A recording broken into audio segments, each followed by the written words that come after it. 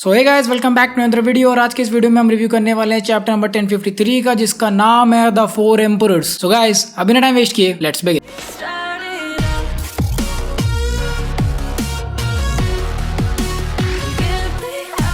तो गाइस, इससे पहले हम स्टार्ट करें, मैं एक चीज क्लियर करना चाहता हूं कि हमारे चैनल पे आपने देखा होगा बोरुटो की भी वीडियोस आती हैं, तो ऐसा क्यों है? सो इसका एक बहुत इंपॉर्टेंट रीजन है कि जितने भी बिग 3 में एनिमेज हैं, जितने भी पॉपुलर एनिमे हैं, उनकी फैंस थोड़ी डिवाइडेड है और सारे ही फैंस एक दूसरे से ऐसे हेट करते रहते हैं। बट RS प्ले सुपर पे हम यहाँ पे ट्राई कर रहे हैं कि सिर्फ वन पीस की ही नहीं, इससे भी बड़ी कम्युनिटी को लेके आ सके, क्योंकि we are better than this, we are better than comparing this anime. अभी कैरेक्टर कंपैरिजन को लेके शुरू मत हो जाए, क्योंकि जब तक हम सब चीजों को साथ लेके नहीं आएंगे तब तक हम नंबर 1 चैनल नहीं बन सकते। इसीलिए हम धीरे धीरे ट्राई कर रहे हैं कि हर कम्युनिटी को एक साथ लेके आ पाए। इसके लिए मैं और मेरी टीम बहुत ज्यादा मेहनत कर रही है और मुझे पता है कि ये चीज मैं अकेले नहीं कर सकता, इसमें आप लोग की हेल्प लगेगी और इसीलिए मैं आप लोगों से खुल के हेल्प मांगता हूँ कि प्लीज हमारे और भी अदर वीडियोस देखा करो। सो हाँ, अब ये चीज क्लियर हो गई, तो now let's move on to the video. बात करें कवर पेजेस की, तो 2 कवर पेजेस देखने को मिले इस बार, जिसमें से एक कवर पेज पे फिल्म रेड और गेम ओडेसी की बात हो रही थी, तो दूसरी वाली कवर पेज पे सिर्फ ओडेसी की बात हो रही थी। Looks like One Piece team is trying their best कि वो इस गेम को, यानी कि जो वन पीस की गेम है वन पीस ओडेसी, उसको पुश कर पाए, उसकी अच्छी खासी मार्केटिंग कर रहे हैं ये लोग। Let's see if this game is any good और नॉट, हम पक्का इसे खेलेंगे। Now talking about the chapter, तो चैप्टर का टाइटल द 4 एम्परर्स। इस बार के चैप्टर में इंडीड 4 एम्परर्स के बारे में बात हुई है,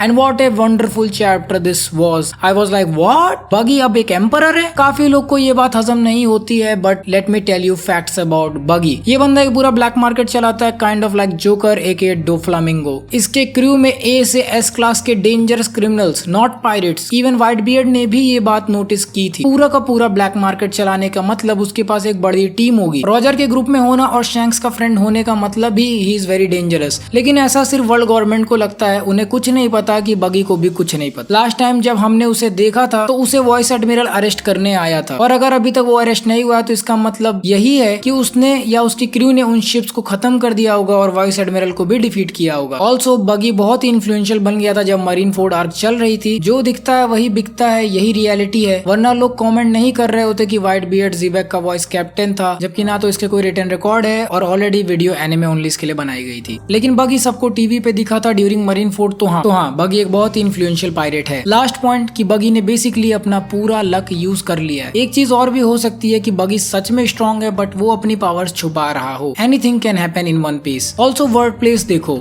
इस चैप्टर में मॉर्गन बोला कि मिस्टिफाइंग अपीयरेंस, मतलब कि ओडा इज इंडिकेटिंग लूफी का न्यू गियर। ग्रीन बुल वॉनो की तरफ जा रहा है, योंकोस डिफीट हो गए, इवन CP0 के मेंबर्स भी नॉकआउट हो गए थे और उनके बारे में भी कुछ नहीं पता चला, उनकी लाशें तक नहीं मिली। लेकिन ये चीज भी इग्नोर नहीं कर सकते कि मॉर्गन ने यहाँ पे बोला है कि CP0 का ट्रांसमिशन तब बंद हुआ जब बिग मॉम की शिप आई। मतलब जहाँ तक मुझे लगता है कि काइडो और बिग मॉम पायरेट्स ने रेस्क्यू कर लिया होगा। अभी वानो के पानी से निकल के वो सी में कैसे आए, उसका रीजन हो सकता है वानो में क्रैक्स, जो कि शायद उन्हें बहा के ले गए होंगे। ऑलरेडी हमने वहाँ पे एक ब्लास्ट नोटिस किया था। इतना होने के बाद शायद बिग मॉम और काइडो ने मिल के CP0 का शिप डिस्ट्रॉय कर दिया होगा। मॉर्गन बोलता है कि गियर्स आर नॉट स्टॉपिंग, मतलब ये दोनों अभी तक खत्म नहीं हुए हैं। वैसे भी बिग मॉम का रोल हो सकता है एल्बा फार्क में। न्यूज की खबर हर कंट्री में गई है, इवन वो कंट्री में भी जिसमें वॉर चल रहा है। देखो ध्यान से, लोगों के हाथ में बंदूक है और आसपास की बिल्डिंग्स तबाह हो रखी हैं, लेकिन फिर भी लोग बड़े ही चाव से न्यूज पढ़ रहे हैं। साबो का पोस्टर देखो साइड में, वैसे वो पोस्टर नहीं वीडियो फीड है। आपने नोटिस किया क्या कि यामाटो पहली बार फेस्टिवल में आई है और बहुत खुश है, लेकिन ये डार्क पास्ट भी है, क्योंकि ठीक वहीं ओनिगाशिमा पे पार्टी हुआ करती थी सालों से, फिर भी काइडो उसको बाहर नहीं निकलने देता था। खैर जुनिशा से भी बड़ा स्कैम किया टेंगुरामा हितेत्सु ने, वो तो ओडेन का पापा निकला। मतलब इतने साल से वो छुप के बैठा था। खैर इसमें उसकी भी गलती नहीं है, उसको ओरोची ने कैद करके रखा था और ओडेन भी तब तक मर चुका था जब तक वो बाहर आया। अकाज़ाया और याकुजा भी खत्म हो चुके थे, प्लस काइडो भी था वहाँ पर, तो उसके लिए चुपचाप छुप के बैठना ही बेस्ट ऑप्शन था। इसके अलावा डेंजिरो और अशुरा को भी उसकी आइडेंटिटी पता चल गई थी, क्योंकि और कोई अकाज़ाया 9 में से वहाँ पे नहीं था उतने सालों तक, और इसीलिए वो टामा को ठीक करवाने के लिए फ्लावर कैपिटल भी नहीं जा रहा था, वरना डेंजिरो इसको चोट देता। और भाई र्यूकुगो क्या तो बवाल किया है उसने। आपको याद है उडोन के बाहर पूरा डेजर्ट था, लेकिन अभी देखो पूरा पेड़ पौधों से भर गया है। उडोन को ऑलमोस्ट खत्म ही कर दिया उसने। इसीलिए शाकाजुकी ने बोला था कि don't overdo it, he is a fucking beast. इसने किंग और क्वीन को भी खत्म कर दिया, वो किंग और क्वीन जिन्हें 1 हफ्ता मिला रेस्ट करने को। अगर ये लूफी वगैरह से फाइट किया तो वहीं शबोंडी वाली हालत होगी फिर से। हर एडमिरल एक यूनिक स्टाइल में ही आया है वन पीस में, और रिकुगो किसी से कम नहीं। ऑल्सो रिकुगो बोलता है कि वो खाना नहीं खाता, हाँ मुंह से नहीं खाता होगा, लेकिन अपनी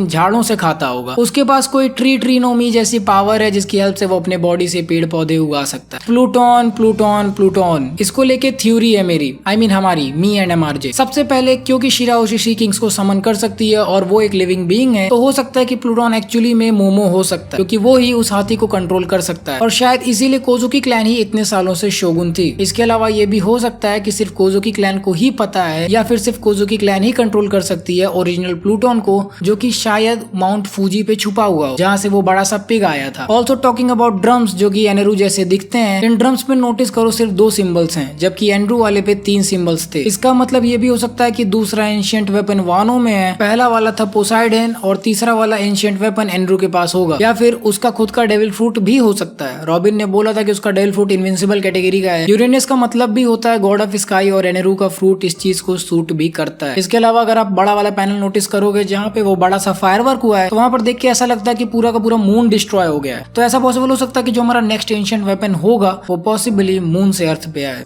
सो गाइस अब एक ब्रीफ ओवरव्यू के बाद हम ब्रेक डाउन करते हैं मांगा को सीन बाय सीन में। तो अगर अभी तक आपने ये मांगा नहीं पढ़ी तो जल्दी से पढ़ लो या फिर साइड में खोल लो ताकि आपको वीडियो समझने में आसानी हो।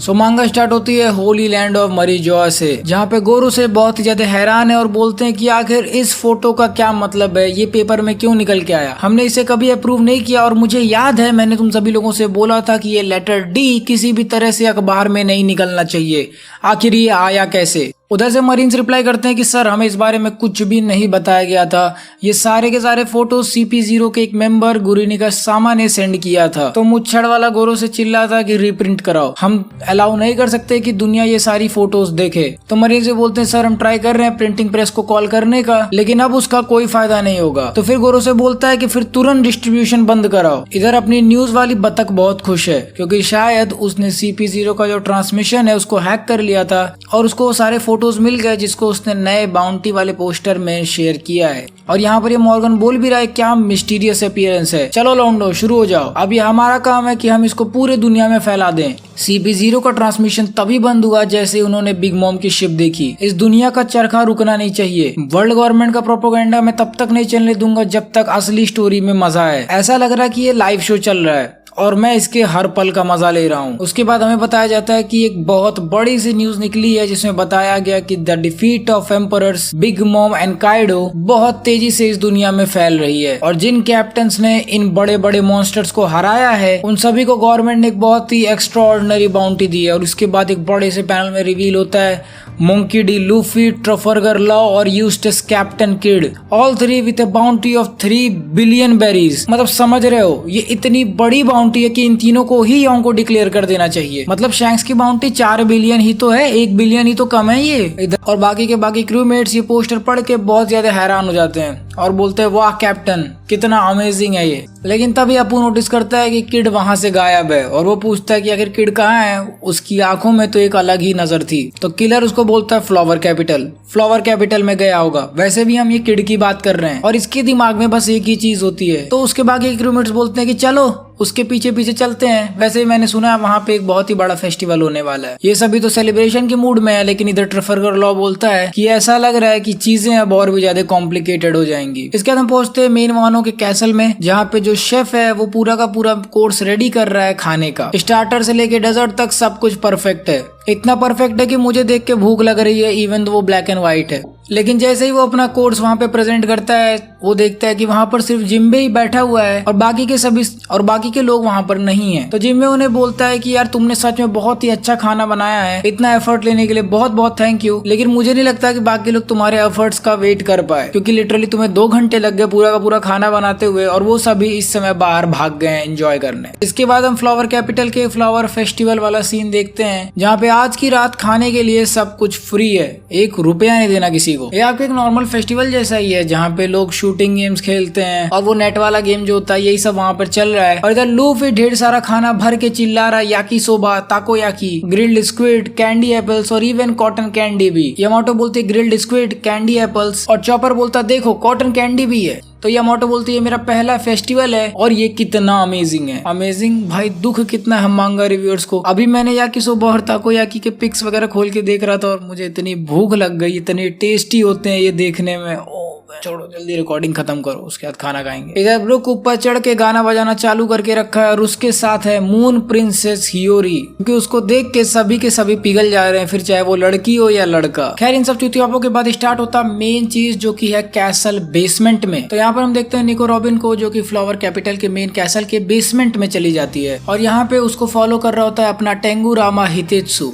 रॉबिन उसको देख के पूछती है कि आखिर तुम्हें मेरा नाम कैसे पता, हम तो पहली बार मिल रहे हैं। और मैं भी सोच रहा हूँ कि आखिर ये पूछने वाली बात है, मतलब तुम्हारे बारे में कौन नहीं जानता रॉबिन इस दुनिया में। You are literally the devil child Robin, तुम एक ऐसी कैरेक्टर हो, एक ऐसी इंसान हो जिसके स्ट्रॉ हेड क्रू पे होने की वजह से ही स्ट्रॉ हेड क्रू इतना ज्यादा डेंजरस माना जाता है वर्ल्ड गवर्नमेंट के लिए। रॉबिन वहाँ पर रखे हुए डॉल्स को देख रही होती है और हितेत्सु बोलता है कि तुम मेरे पर्सनल कलेक्शन को देख रही हो, ये मेरे गजब के कुकेशी डॉल्स हैं। क्यूट है ना ये बहुत। अगर आपको नहीं पता कुकेशी डॉल्स क्या होते हैं तो माय ड्रेस अप डार्लिंग में जिन डॉल्स को वो लड़का बना रहा होता है वही शायद कुकेशी डॉल्स होते हैं, देख के तो ऐसा ही लगता है। उसके बाद रॉबिन ये सब सुन के हैरान हो जाती है क्योंकि आखिर उसका कलेक्शन फ्लावर कैपिटल के मेन कैसल के नीचे कैसे हो सकता है, वो तो एक सिंपल शॉर्ट्स में था राइट। तो हितेत्सु उसको बताता है कि ये मेरा सीक्रेट हॉबी रूम था, जब ओरोची पावर में आया तो मुझे यहाँ पर कई सालों के लिए कैद करके रख दिया गया। तो रॉबिन पूछती है तुम्हें कैद कर दिया, तुम तो बस एक शॉर्ट्स में थो ना, फिर तुम्हें क्यों बंद करके रख दिया गया। फिर उसके बाद हितेत्सु बताता है कि यार देखो सिर्फ मेरे पास एक ही हॉबी नहीं थी, मैं बहुत ही मल्टी हॉबी वाला पर्सन हूँ। मैं डॉल भी बनाता था तो मैं तलवार भी बनाता था, ये सब कुछ बस मेरे लिए हॉबी था। वैसे भी एक कंट्री को गवर्न करना बहुत ही ज्यादा हार्ड होता है। तो रॉबिन ये बात सुन के हैरान हो जाती है कि गवर्न करना, तभी वो बंदा अपना मास्क उतारता है और अपना चेहरा रिवील करता है। ओरेन ओनावा कोजुकी सुकियाकी कोजुकी ओडेन नो चिचुए,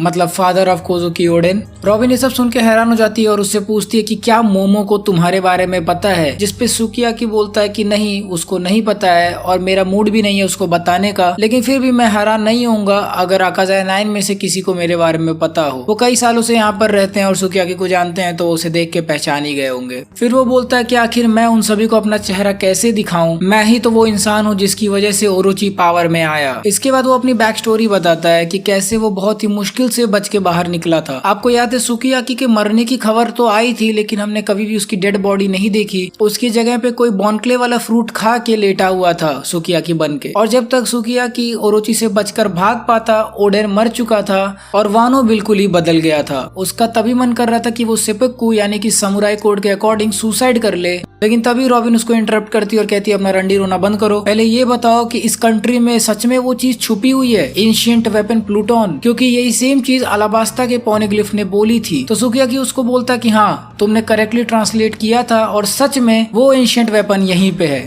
इसके बाद सीन चेंज होता है प्रिजनर माइन उडॉन में, जहाँ पे लूफी को वानो के स्टार्ट में कैद करके रखा गया था। तो वहाँ पे हम देखते हैं कि एक पौधे जैसा कुछ जमीन से बाहर निकल रहा है और सभी के सभी बीस्ट पायरेट्स को जान से मार रहा है। उसने किंग और क्वीन की भी माँ चोद के रखी और किंग तो पूरा एकदम सूख गया है, बूढ़ा सा लग रहा है देखने में। इससे बढ़िया तो पहले ही था जब वो भैंसा था। इसके बाद नेक्स्ट पैनल में हम देखते हैं कि एडमिरल ryukugu क्वीन को बेरहमी से पीट रहा है और बोल रहा है कि शांत रहो, अपने रैंक पे मैं अगर तुम लोगों के जैसे कमांडर से हार गया तो मेरी इज्जत चली जाएगी। और नेवी के पास करंट सिचुएशन में उतनी मैन पावर नहीं है कि वो तुम लोग के बनाए हुए मेस को साफ कर पाएगी। और उसके बाद हम देखते हैं कि उसके हाथों से ही वो पेड़ जैसी चीजें बाहर निकल रही हैं और उन्हीं रूट्स की हेल्प से वो दारू पी रहा था। और फिर वो बोलता है कि यार इस दारू को थोड़ा और एज होने देना चाहिए था।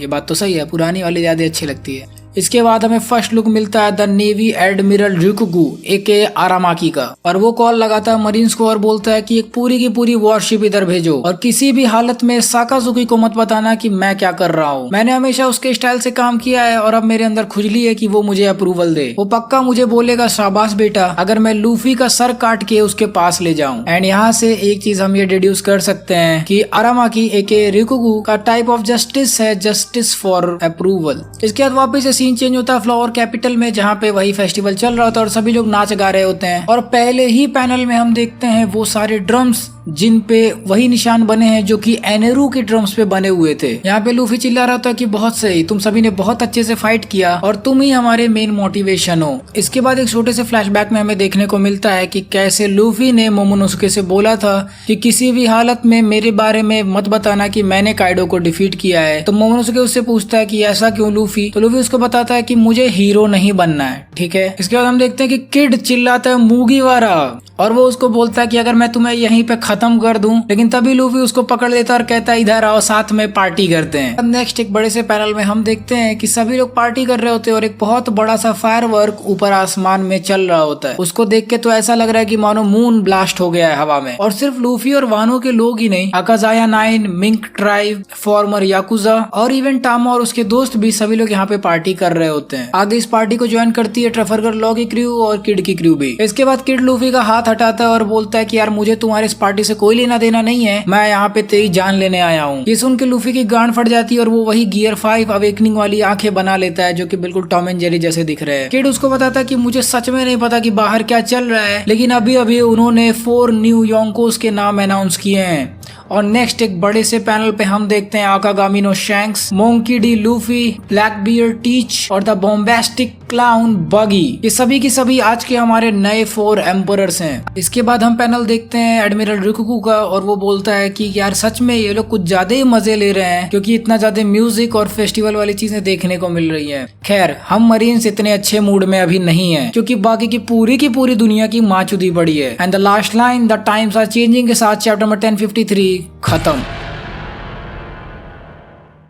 वेल मांगा खत्म बट मेरी वीडियो नहीं। सो यस, बगी अब एक एम्परर है। देखो वो एम्परर कैसे बना, इसके पीछे मल्टीपल रीजंस हो सकते हैं, जिसमें से सबसे पहला रीजन ऐसा हो सकता है कि वो मिसलीडिंग तरह से बना हो, जैसे कि वो पहले वॉरलॉर्ड बन गया था गलती से। इसके अलावा लोग ये भी बोल रहे हैं कि प्लीज बगी को अंडर एस्टिमेट मत करो, उसके पास एक बहुत ही स्ट्रॉन्ग फ्रूट है और वो केपेबल है क्योंकि वो ऑलरेडी पायरेट किंग के क्रू में था और पायरेट किंग किसी को भी ऐसे नहीं उठा सकता। तो हाँ, मैं तुम लोग की बातें मानता हूँ, ऐसा हो सकता है, बगी के पास सच में एक बहुत स्ट्रॉन्ग फ्रूट है। बट आप ऐसा सोचो कि आखिर अभी तक बगी इतने चूतियों जैसे काम क्यों करता था। देखो इसके पीछे एक और रीजन भी हो सकता है। हो सकता हो जब पायरेट किंग का एग्जीक्यूशन हुआ था तो शैंक्स और बगी ने आपस में डिसाइड किया हो कि तुम अंडरग्राउंड में प्ले करना, तो जहाँ पर बगी बिना फेमस हुए, बिना ज्यादा नाम कमाए, बिना ज्यादा दिखावा किए वो अपने स्टेप्स लेगा, वहीं शैंक्स ट्राई करेगा कि वो बड़े से बड़ा और बहुत ज्यादा इन्फ्लुएंशियल पायरेट बने, वो ज्यादा से ज्यादा कॉन्टैक्ट बनाए और ज्यादा से ज्यादा पावरफुल क्रू को अपने साथ रख पाए। और अगर इस तरह की कोई बात सच होती है, तो अगर ऐसा कुछ सच है तो मुझे नहीं लगता कि अब बगी अपने आप को इतना फेमस करने की कोशिश करेगा, क्योंकि आई गेस अभी भी इन लोग का काम खत्म नहीं हुआ है। तो जहां तक मुझे लगता है कोई भी कंडीशन हो, चाहे बगी स्ट्रॉन्ग हो या ना हो, ये चीजें गलती से वर्ल्ड गवर्नमेंट ने कवर कर ली है, क्योंकि वर्ल्ड गवर्नमेंट को बगी के बारे में ज्यादा कुछ नहीं पता और इवन पता भी है तो बगी का क्रू भी बहुत ज्यादा स्ट्रॉन्ग है। वैसे भी कोई योंको बनता है या नहीं वो डिपेंड करता है कि ओवरऑल वो पूरा का पूरा क्रू कितना ज्यादा स्ट्रॉन्ग है। जैसे कि आप देखो लॉ और किड बहुत ही ज्यादा स्ट्रॉन्ग पायरेट्स हैं, बट उनके क्रू में वो चीज नहीं देखने को मिलती है।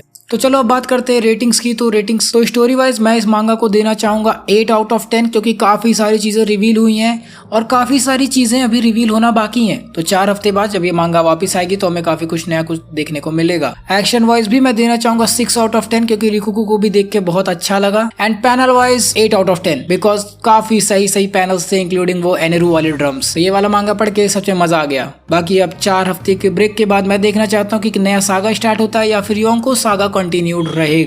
एंड गाइज इसी के साथ end of review of chapter number 1053। So guys ये थी मेरी video on chapter number 1053 the new emperors. I hope आप सभी को मेरी ये वाली वीडियो पसंद आई होगी। अगर सभी को वीडियो अच्छी लगी तो प्लीज लाइक करो, नहीं लगी तो भी लाइक कर देना। इंस्टाग्राम पे मुझे फॉलो करो यार, वहाँ पे हम कंटेंट डालना स्टार्ट कर रहे हैं धीरे धीरे, ठीक है। एंड डेफिनेटली हमारे चैनल को सब्सक्राइब करिए ताकि आप ऐसे और गजब के वन पीस कंटेंट को एंजॉय कर पाए। सो गाइज अगर आपको ये वाली वन पीस वीडियो अच्छी लगी तो हमारी और भी कई सारे वन पीस वीडियोस को चेकआउट कर सकते हैं, जिसके पेज का लिंक आपको वीडियो के राइट साइड में एंड डिस्क्रिप्शन में मिल जाएगा। So guys till the next video, play on.